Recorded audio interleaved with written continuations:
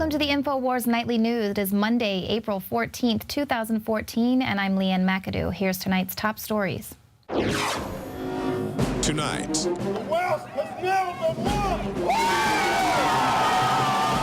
In a historic victory, feds surrendered to American citizens. And the resistance that they got made it sound like enough is enough with the federal government. We're drawing a line in the sand right here. That's next on the INFOWARS Nightly News. People should not be afraid of their governments. Governments should be afraid of their people. Well, there was a huge victory over the weekend. An epic showdown took place between federal agents and Bundy Ranch supporters. The BLM was forced to back down over fear of a Waco-style confrontation. We're not leaving! We're not leaving! Hiding behind their car, barking orders, but those people are saying we have to leave the area.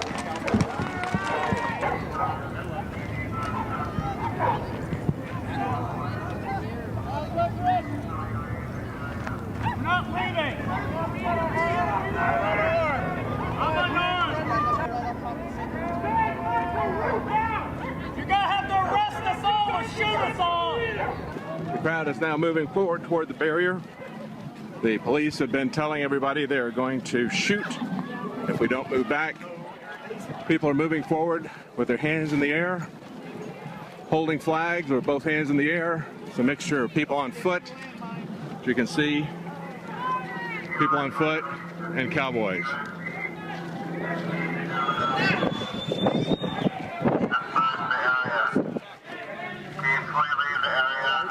Find a piece of those time to talk upstairs with Metro. All right, push these people back up off the gate. Push them back up off the gate. We're going to work to release these cattle. Listen to me. I'm going to work with you. I'm going to work with you, but I need you to back them up. I understand what you're doing, and you will get that time. Okay.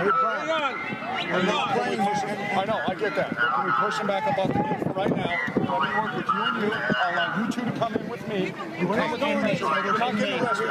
You got my word that no one's taking any custody. If you want to stay there, that's great. They're getting your dad on top. Do your thing. No, they're getting your dad on top. We'll make sure that Your dad's going to need some help if they decide that they're going to pull those pins. But it's only going to be Bundy and his son. That's it. It's the people or not, and you guys need to leave. Okay. You need to leave. That's the I'm term. telling you, you need to de-escalate the situation. No, I'm you need imploring to upon you your responsibility.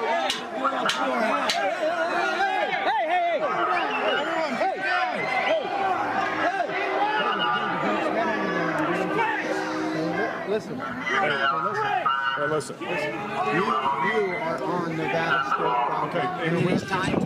No, There's a time the time is now. We're doing that. No, the but time you need is to push these people back so they can do the same. Push them back so they can do the same. Leave. know that we respect your authority as county.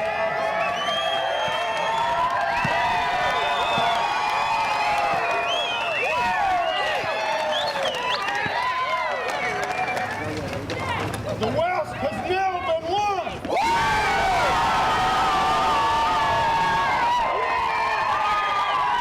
It was like a scene straight out of a Western. Amazing scenes unfolded on Saturday as Bundy supporters and cowboys on horseback faced off against armed Bureau of Land Management agents and police.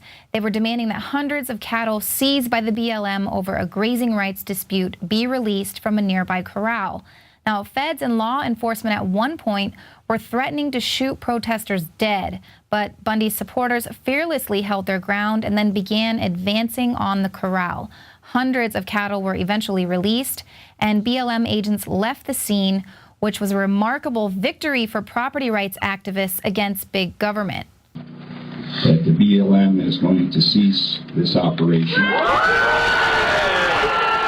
However, the battle for Bunkerville, as it's being called, is far from over. The Bureau of Land Management has vowed to continue its pursuit of Cliven Bundy, asserting that no deal has been made to cease its case against the Nevada cattle rancher, and they will pursue administratively and judicially for the $1 million in grazing fees it claims Bundy owes the feds.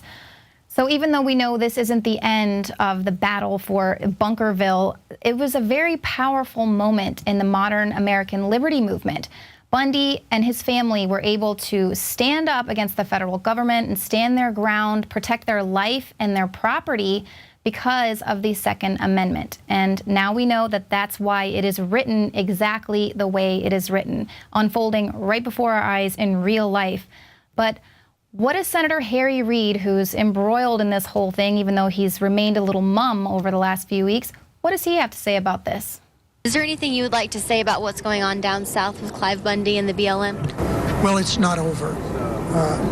We can't have in America people that violate the law and just walk away from it. So it's not over. And Senator Harry Reid looks like a knockoff Agent Smith right there, and perhaps he knows something that we don't. Sheriff Mack told Ben Swan today. Mack said that he has received intelligence from multiple credible sources inside the BLM and the Las Vegas Metro that there is no question that the federal government is planning a raid on the Bundy home and the homes of their children who live on the property. According to Mack, the so-called retreat was nothing more than theatrics. It was a ploy to get people to back off, to get people out of the way. They weren't expecting us to get this amount of people here, and they were surprised by the numbers, and so they wanted a way to get us out of here. This was a ploy to get us out, and then they're going after the Bundys. But Reid said something else that was interesting. He said we can't have Americans breaking the law and getting away with it. But apparently he's being very selective in choosing just which American citizens are going to be prosecuted for breaking the law. We have many reports of the big banks laundering hundreds of billions of dollars for drug cartels. HSBC laundered money for terrorists, and indeed, it was drug money that kept the banks afloat at the height of the global financial crisis. Now, if an average American citizen gets caught with a tiny little bit of pot, they're going to jail. But drug money continues to be funneled through HSBC and other big banks to support terrorists who are going to buy guns and bullets to kill our soldiers overseas for these wars. But all those banks and their shady dealings are what caused the economic collapse in the first place. So shouldn't they be prosecuted for that? Let's see, what does the Attorney General think about that? I am concerned that the size of some of these institutions becomes so large that it does become difficult for us to prosecute them when we are hit with indications that if you do prosecute, if you do bring a criminal charge, it will have a negative impact on the national economy, perhaps even the world economy. And I think that is a function of the fact that some of these institutions have become too large. And it's not just these huge globalist banksters that are too big for Eric Holder to jail. We've also got an heir to the DuPont fortune who can rape his 3-year-old daughter, and rather than go to jail, he's given probation because the judge rules he wouldn't fare well in prison. So you see, if you've got enough money, you can rape children and get away with it. But if you're a cattle rancher who's just trying to make an honest living and whose cattle are grazing on the land that their family has been working on for 140 years, Harry Reid wants you to pay. But let's shine the light back where it deserves to be, on you, Harry Reid. Let's take this back, way back to last month. There are a lot of media outlets who are reporting that the solar farm plans were miles, if not hundreds of miles away, or that ENN project fell through last July. But we just want to emphasize the senator's plan for solar projects in Nevada isn't limited to the shelved solar farm near Laughlin. This is a picture of Reid from March 2014. He's breaking ground for a new solar farm about 35 miles from the Bundy Ranch. The developments of solar farms just like this one is exactly why Senator Reid was using the BLM, whose director is Reid's former senior advisor, to push Bundy out of the Gold Butte area his family has worked for over 140 years. The BLM specifically stated in documents that it wanted Bundy and his cattle out of the area as part of the agency's regional mitigation strategy for the Dry Lake Solar Energy Zone.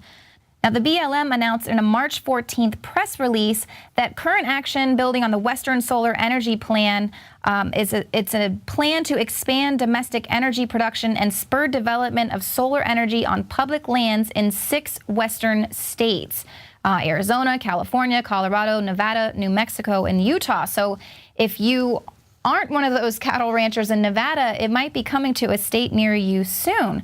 Now, the regional mitigation strategy for the Dry Lake Solar Energy Zone is just the first of several pilot plans to be developed by the BLM. So let's not miss the point here. Now, probably we don't have a lot of politicians speaking out about this because they don't want the light shining on them, because it's not just Harry Reid who's involved in these little backdoor deals. These career politicians are all involved in these little deals. But this is Agenda 21. This is crony capitalism right here, forcing people off their land with fines and regulations so that you can force these states to move to alternative energy by 2020. That's the cutoff. And then you shut down their coal plants and whatever other means they have to create energy in the area. And then you, as the politician, get a little cut of the deal when you allow these foreign companies to swoop in and then provide this solar energy that you're forcing upon the people and then selling it as domestic energy. Meanwhile, the money is funneling to foreign corporations. So that's why we're we don't really know how they're going to spin this. A lot of people want to take Reid down, but if they do, it's going to shine the light on some backdoor deals they might be involved in. So it's pretty exciting what happened there this weekend. I think a lot of people are in a bit of a kerfuffle over what's going on. But if the situation at the Bundy Ranch proved anything, it is that Americans are fed up with this overreaching federal government. And this weekend was our line in the sand to remind the federal government they work for us and not the other way around.